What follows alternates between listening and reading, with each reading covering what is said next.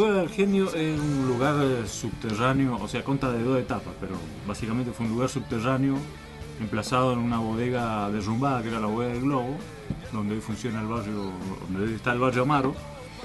Y en Perito Moreno y Sarmiento. Perito Moreno y Sarmiento. Por ubicar a la gente. Claro, y en ese lugar hacía las veces sala de ensayo y lugar de reunión del ambiente under del rock mendocino, que eran los músicos de la época. Era un ambiente under. La Cueva era un... ¿Había otro ambiente que no sea under en el rock mendocino? Eso es lo que quería explicar. O sea, no había un rock mendocino exitoso y que formaba parte de los medios.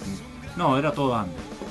Y la Cueva, bueno, justamente se vio en la historia que esa cueva funcionó como... era una metáfora de eso. Claro, el tema ese, para que más o menos graficar y para que la gente visualice, los oyentes visualicen.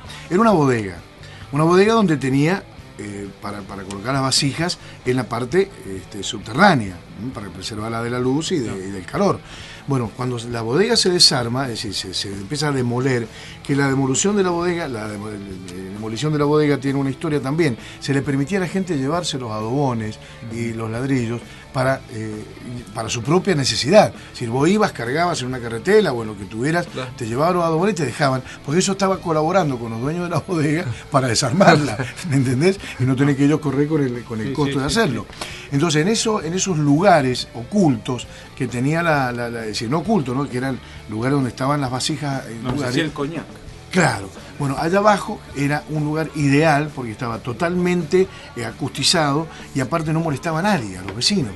Entonces ahí era la famosa Cueva del Genio. Lo que pasa es que tiene como 2 etapas eso. Al principio, cuando el genio se va a ir con el padre a esa bodega, porque creo que el padre lo contratan como sereno para cuidar. Era un cuidador de la bodega. Esos despojos, digamos, que quedan ahí.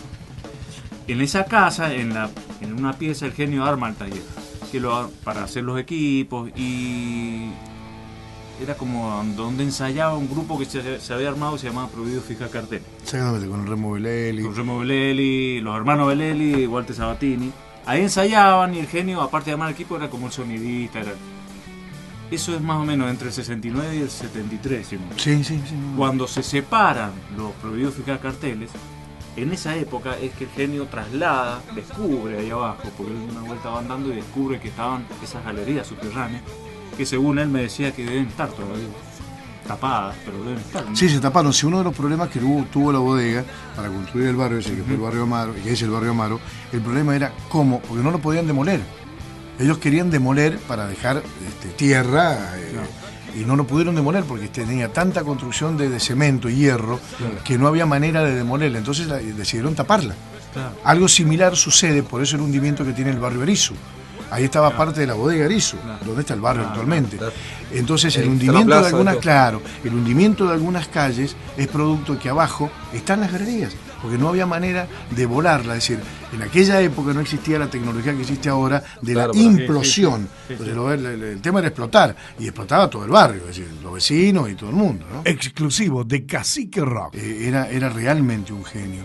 Era un tipo que, por ejemplo, en el Teatro Independencia, con Alta Blanca, o tanto de los grupos de su momento, con Lágrimas Blue o con el dúo Tecobe, el hombre se llegaba con todo su equipamiento técnico y en pleno show te armaba un equipo, porque veía que faltaba sonido, entonces llevaba los capacitores, llevaba las resistencias, llevaba todo, y empezaba a soldar, y lo veías, quienes estábamos cerca del escenario, lo veíamos que él estaba con su barba y con su melena alocada, y vos veías que saltaban chispas y que por ahí le daba la corriente y soltaba, porque estaba arreglando. Entonces pues unía 2 equipos que lo hacían en el momento.